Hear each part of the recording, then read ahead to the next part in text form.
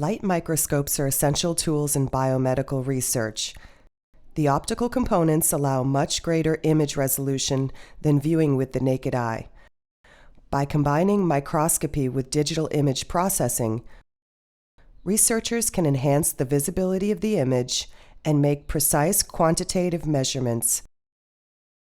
This video will guide you through the microscope's main components and their functions.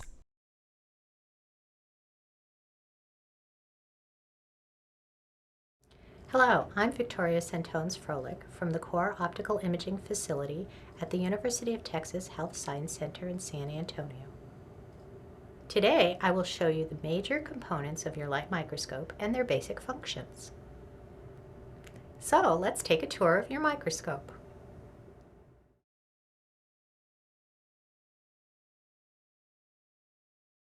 Before using a microscope, it is best to become familiar with its components and their functions. This is a Nikon Eclipse TI inverted compound light microscope equipped for both transmitted light and epifluorescent microscopy.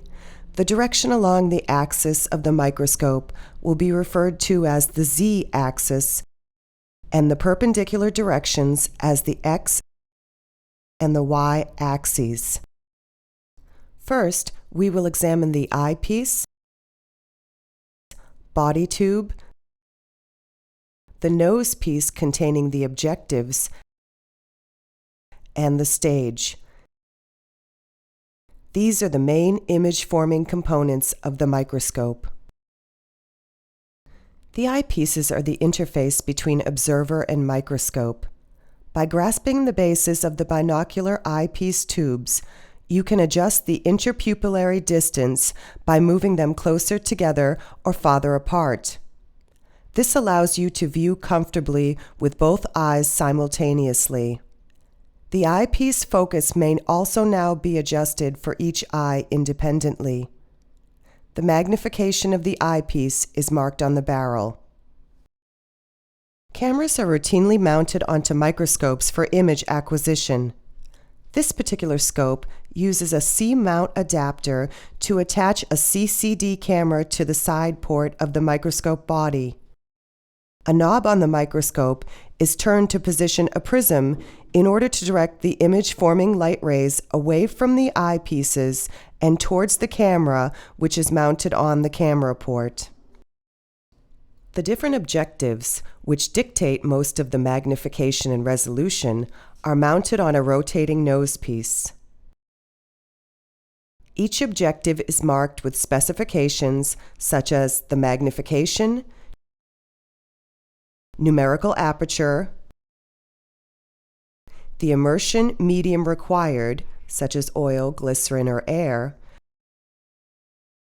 cover slip thickness, and other special features such as the illumination mode. The light leaving the eyepiece and nose piece is unfocused, or projected to infinity. The body tube contains a positive focusing lens that brings the imaging light into focus for the eyepiece or camera. Now that I've shown you the image-forming components of the scope, let's have a look at the components that will help us focus on an image and make adjustments to the transmitted light.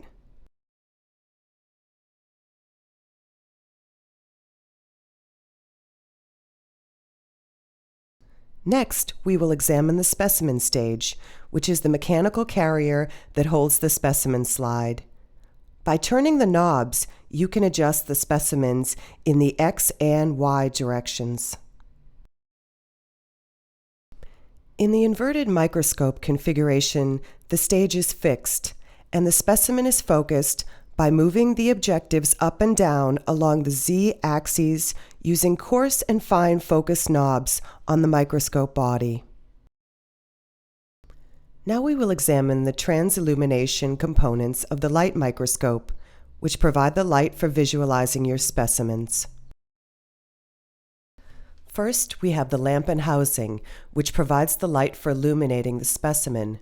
For light microscopy, the lamp is typically a low-voltage halogen bulb with a tungsten filament, which can be adjusted to control light intensity. A shutter may be placed after the light source to control the duration of illumination. Just after the light source is a field diaphragm. Adjustment of the field diaphragm controls the area or field of the specimen to be illuminated. Next is the component known as the condenser, whose main function is to focus bright, uniform illumination to the specimen. The condenser or iris diaphragm, located on the bottom of the condenser, controls the angle of the condenser cone of illumination of the specimen.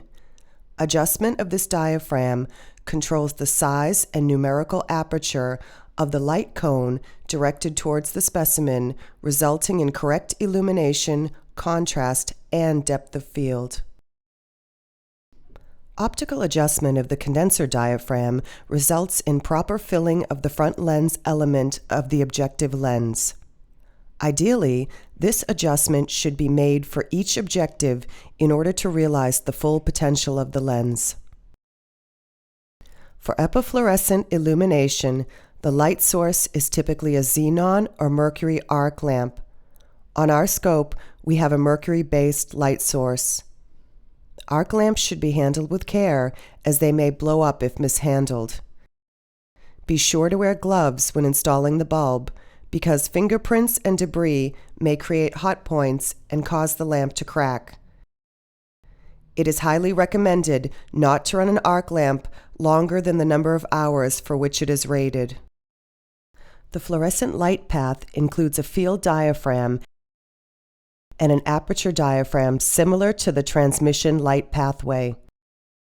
Beyond these diaphragms, the light will encounter a set of filters, which select light bandwidth and direct the illumination into the objective to reach the specimen. In the epi-illumination pathway, the objective acts as both the condenser and the objective.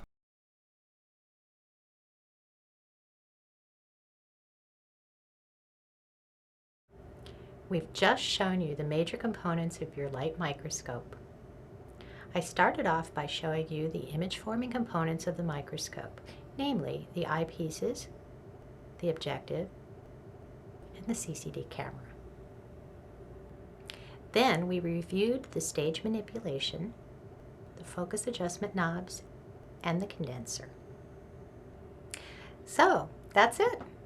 Thanks for watching, and good luck with your microscopy.